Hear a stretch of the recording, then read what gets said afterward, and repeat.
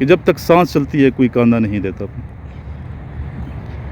बच्चों को मैंने ये कहा है कि ख़ुद आप लगाएं जितना कर सकते हैं। जब स्टेमिना टूटता है तो उस टाइम आपने 5-6 मज़ीद लगाने हैं।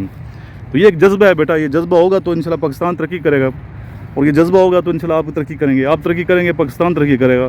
और ये हमारे दोस्त हैं माशाल्लाह जज्बे वाले, इधर आए सर तशरीफ़ लाएँ। इनकी फैक्ट्री है, इनकी एज देखिए, इनका वेट देखें। अस्सलाम वालेकुम, कैसे हैं सर, खैरियत से हैं? तो माशाल्लाह बड़े जज्बा में हम देखते हैं। तो ये सुबह सवेरे आप आ जाते हैं, तो कैसी रूटीन, कब से आ रहे हैं यहाँ पे? 4-5 साल हो गए। 5 साल से डेली आते हैं? बस किसी दिन संडे को आते हैं कि छुट्टी करते हैं? संडे को भी आते हैं माशाल्लाह। इन बच्चों को क्या मैसेज देते हैं सर? ये खड़े हो जो बच्चे, ये बच्चे माशाल्लाह ठीक ना, मेहनत कर, अल्लाह ताला उन्हें फल देगा इंशाल्लाह। इनकी अपनी फैक्ट्री है माशाल्लाह, तो इनको मैं देख रहा हूँ डेली। संडे को भी इनकी छुट्टी नहीं होती, संडे को भी आते हैं। बच्चे छोटे दूसरे नहीं किधर गए, कुछ बच्चे नहीं हैं, कुछ मिसिंग है, छोटे जो बच्चे ना। वो जी कौन सा बच्चा ठीक है? कौन सा? ये वाला बच्चा इब्रार? मेहनत थोड़ी कराओ, थोड़ी ज़रूरत है जी इन बच्चों को ना। ये आप देखते हैं कौन सा बच्चा? ठीक है अभी ये वाला कर रहे हैं मेहनत है, ठीक है सही। ना बच्चे ने थोड़ा ज़्यादा सुबह आप थोड़ी कोशिश करें करो, एक अद्धा चक्कर नाल ठीक है लगा दिया करो ना पा के इंशाल्लाह। माशाल्लाह ठीक हो जाएगा। फिट ने बच्चे, बस थोड़ी जी इन्होंने ज़रूरत है। पहले जितने बच्चे आए सन ना, पहले पिछले सारे बच्चे पास करे। वो निकल गए, वो इफ्तिखार साहब ने फ़ोन कर देना, इधर सेलेक्ट नहीं भी चला गया, किधर चला गया, किधर चला गया। मेहनत करते बच्चे, और जो बच्चा मेहनत नहीं करता, उन्होंने मेहनत भी बड़ी की थी, मेहनत इनसे ज़्यादा की थी। आदत भी नहीं जा रहे, आप उनसे आप भी नहीं हो बच्चे, इसलिए मैं कहता हूँ ये बच्चे क्या लफ्ज़ 5-6 चक्कर इस तरह नसदे थे, बहुत फिट बच्चे, 1 महीने बाद घोड़े बन गए, जंप पे ऐसे बहुत अलग अच्छे बच्चे आ गए थे। वो बहुत ट्रेनिंग उन्होंने की।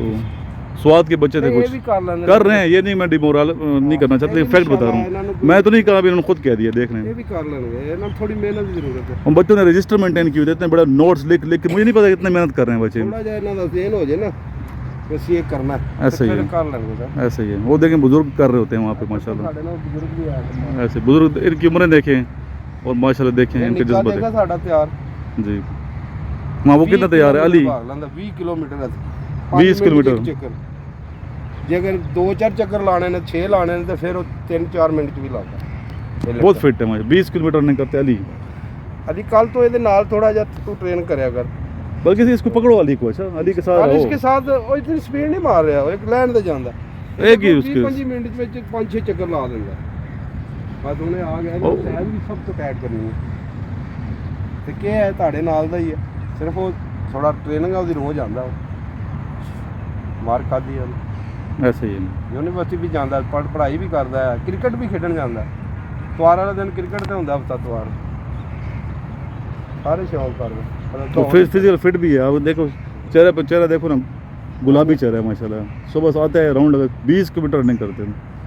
तो ये कैसे बना इसका स्टेमिना? दौड़ा छोड़ा होंगी है ना, आर्मी वाले जितते ने इन्हों को, और किसी ने नहीं जितना दिंदा। दूए नंबर तरीए तो लाजमी आना।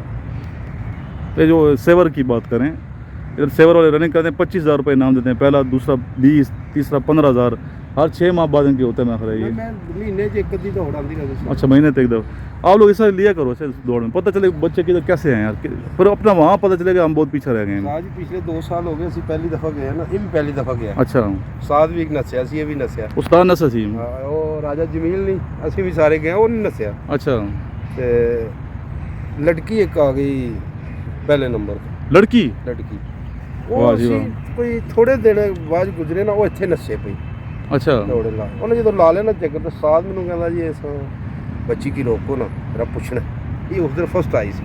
अच्छा मैं क्या अच्छा है, दौड़ सी 20 किलोमीटर 20 किलोमीटर फर्स्ट आई सी, फर्स्ट आई नहीं 10 किलोमीटर। अच्छा 10 किलोमीटर फर्स्ट आ गई। वो जो रुकी ना, वो उत्थे रुकी है सेंटर जो आई है, तो अगों मैं चला गया। अच्छा मैं क्या बेटा बात सुने, अगर महसूस ना करे तो 2 मिनट उस्ताद होरी कहते कोई गलबात पुछनी है, कहनी कोई गल सह। मैं उन्होंने रोकया, तो 2 लड़के चंगे जवान, वो पता नहीं कितों निकल के आ गए दस्ती कोल में।